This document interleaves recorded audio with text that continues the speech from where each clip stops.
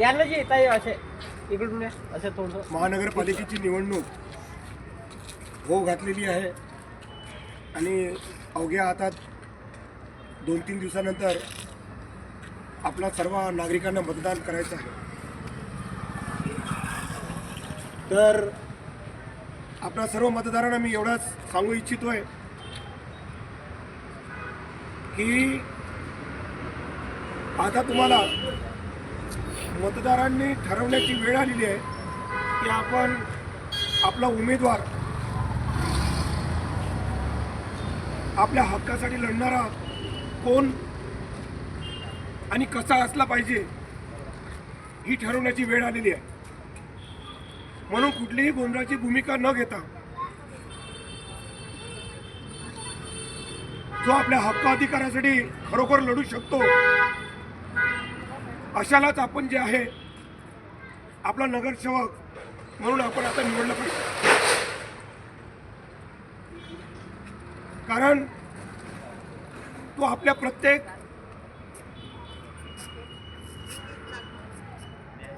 आपल्या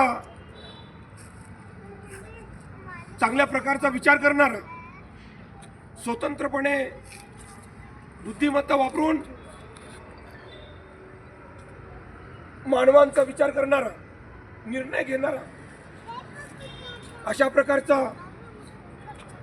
आपला प्रतिनिधी आपण निवडणे फार गरजेचं आहे।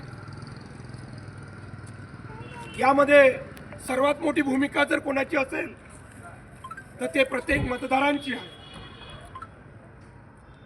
म्हणून मतदान जसं निवडणूक 5 वर्षानंतर प्रत्येक 5 वर्षानंतर होते,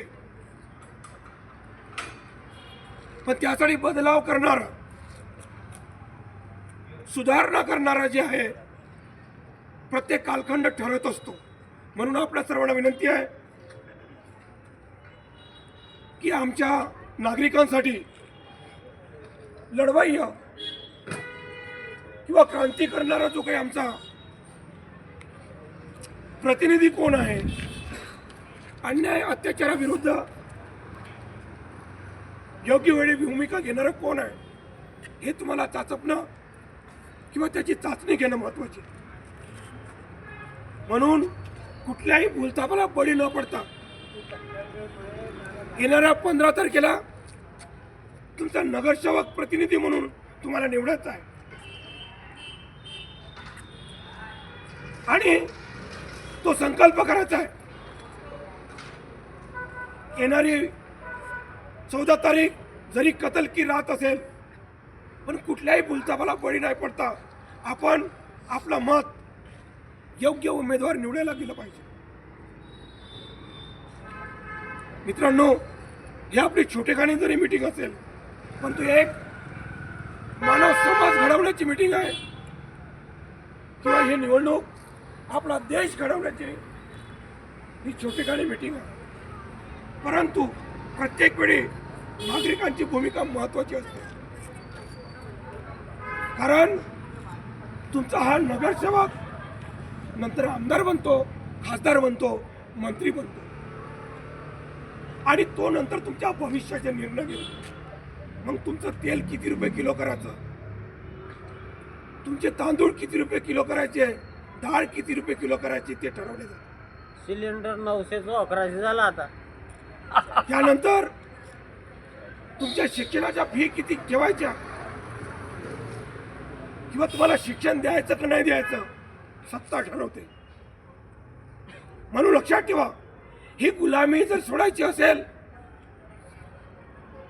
तर जे क्रांतिकारी लढाऊ वृत्तीचे लोक आहेत, जे तुमच्या हक्क अधिकारासाठी लढू इच्छितात, अशांनाच आपण आपला नगरसेवक निवडा, कारण की तोच समोर गेल्यानंतर तुमच्या हक्क अधिकारासाठी लढू शकेल। ही क्रांतीची लढाई आहे, हिला साधी सुधी नगरसेवकाची लढाई समजू नका।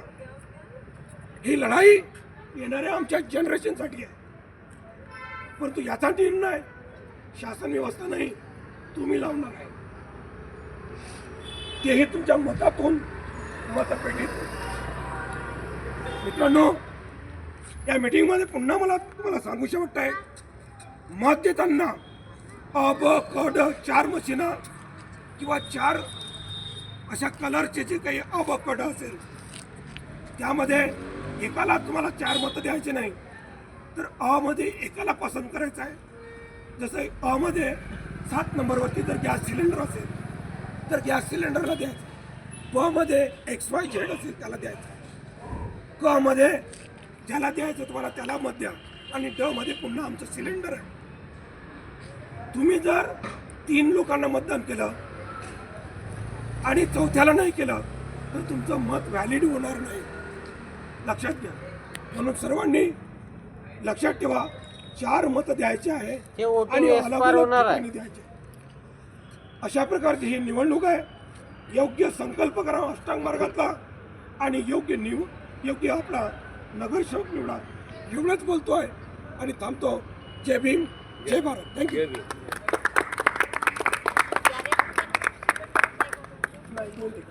दोन सिलेंडर आहेत, 2